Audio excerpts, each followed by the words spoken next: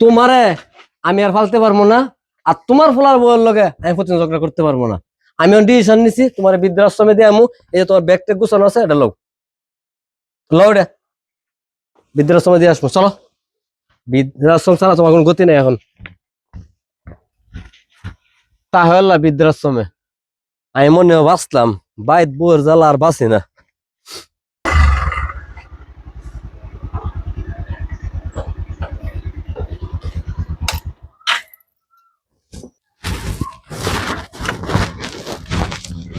এবার অমিত কেডা? অমিত বাইতে বাইর অন্তটু। অমিত তো আমি ভাই, কেলে গাইছেন? আপনার বাবারে কি আপনি বৃদ্ধাশ্রমে দিয়েছেন? হ্যাঁ দিয়েছি তো।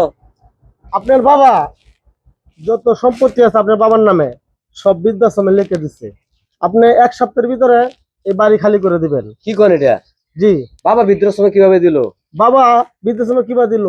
আপনি বাবারে বৃদ্ধাশ্রমে যেভাবে দিয়েছেন আপনার বাবা সম্পত্তি বৃদ্ধাশ্রমের নামে এভাবেই দিয়ে দিচ্ছে। হায় হায়, আমি এটা কি করলাম?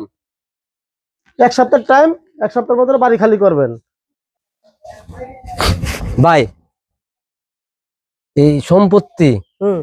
আর কোনো ব্যবস্থা নাই যে এটা যাতে বৃদ্ধাশ্রম ছাড়া এই যে কিছু করার ব্যবস্থা নেই, আমার নামে থাকবো? না ভাই, এটা আর কোনো সম্ভব না। ফেরায় না, এটা যা হয়ে গেছে হয়ে গেছে। আপনার আমি এক সপ্তাহ ওয়ার্নিং দিয়ে গেলাম, এক সপ্তাহে বাড়ি খালি করবেন। এটা আপনার বাবা একদম সম্পূর্ণভাবে অস্থায়ী যা সম্পত্তি আছে সব লিখে দিছে বৃদ্ধাশ্রম নামে। ভাই দেন, কোন সিস্টেম থাকলে আমার উপকার হয়। কোনো সিস্টেম আমি তো এই সম্পত্তির লাগি আমার বাপরে দিয়েছি আমি বৃদ্ধাশ্রমে। না, না, এই জায়গায় আর কোনো সিস্টেম নাই ভাই। যা হয়েছে হয়েছে, আপনি এক সপ্তাহের ভিতরে বাড়ি খালি করে দেবেন। আমি কি ভুল করলাম? আমার মতো ভুল যেন আর কেউ না করে ভাই। ভুল কইরা ফাস্তাইলে ভাই কাম হইতো না। ভুল করার আগেই এই চিন্তাটা করার দরকার ছিল। বাপরে নিয়ে লইবনি। এটা আর হবে না। তবে এটা বিবেচনা করে দেখা যাইব যে ফিরায় আনা, যদি বাপরে আনেন সম্পত্তি কি ফিরায় দেওয়া যায় কিনা, এটা বিবেচনা করে দেখা যাবে পরবর্তী।